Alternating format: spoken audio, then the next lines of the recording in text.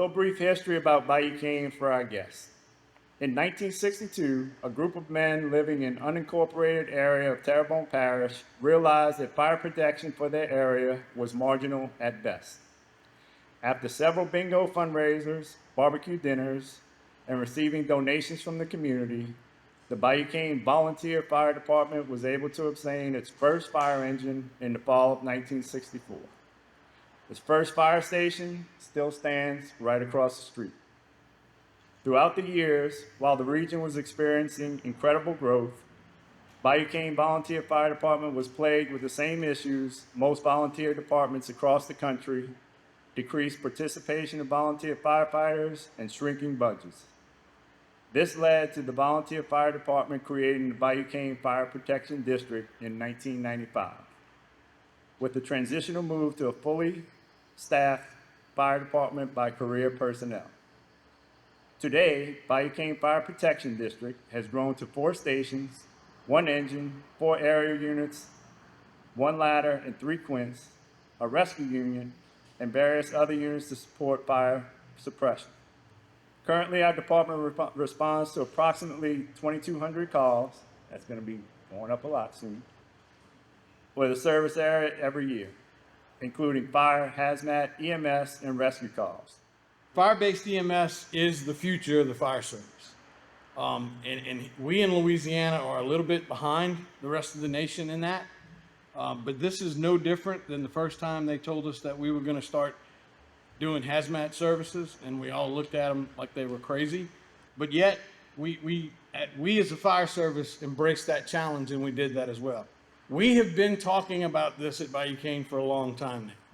And we actually got a free trial run to show that not only it would work, but it would be sustainable, and it would be something good to bring to our citizens. During Hurricane Ida, with everything that was going on in our parish and in our district, we were provided 2 ambulances through FEMA. And we got to see those ambulances run every day with our people and saw, hey, this can work. This has been years in the making. Not on my behalf, but on Bayou Cane's behalf. They've been thinking about it, talking about it, and this is going to be a great thing for this district, and it's a state, for our people, for our citizens, for our employees, and I appreciate all the help and support that we have received. And one of the things I'll leave you with is, foundations. Foundations have to be built. We talk about if the house is going to stand, and these new building codes come through, while we have a good foundation, the house will withstand storms, they withstand problems, they withstand weather. At a foundation, when you're building children, when you raise children, foundation. We have to thank those that came before us, that laid a foundation when they saw that need for fire protection, when we was asked to step up for hazardous materials response. And we started doing EMS first response. That foundation was laid by those people initially that came before us, that saw that need and laid that foundation. And today I feel like what we're doing is we're just building upon that foundation. We are increasing the services. We're increasing the quality. We're increasing what we can provide for our citizens. And that's what I look forward to seeing, what it does for our community. And I look forward to the success and the growth of this program. Thank you. So why does the fire department need to be in EMS? And like Chief Email said, if you look around the nation, around the country, it's the trend. It is absolutely what is coming down the pipe across coast to coast of how fire departments become a little less dependent on millage money, on taxpayer dollars, on sales tax revenue, however they're funded. So myself, fellow board members, we saw that. And you know what we said? We got together and we said, we're going to do something for a change where Terrebonne Parish or Louisiana is not last on a list. We're going to lead. And we were blessed to have a chief and administrative staff and an amazing group of firemen and women to make this easy. It's not going to be easy, but making the decision was very easy. Trust, you've heard it today, trust in what you have, trust in the team. That's why we were able to do this.